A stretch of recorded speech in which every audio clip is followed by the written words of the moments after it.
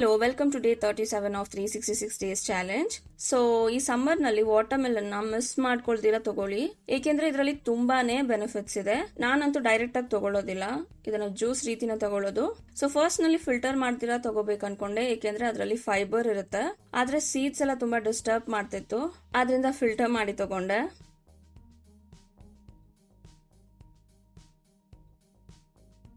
So ಈಗ simple ಮತ್ತು super ಡಿನ್ನರ್ನ prepare ಮಾಡ್ತಿದ್ದೀನಿ.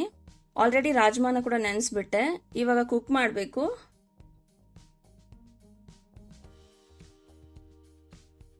ಸೊ ಸಾಂಬಾರ್ ರೆಡಿ ಆಗಿದೆ, ರಾಗಿ ಮುದ್ದೆ ಕೂಡ ಆಲ್ಮೋಸ್ಟ್ ರೆಡಿ ಆಗ್ತಿದೆ, ಮತ್ತು ರಾಜ್ಮಾ ಫ್ರೈ ಕೂಡ ಆಲ್ಮೋಸ್ಟ್ ರೆಡಿ ಆಗಿದೆ.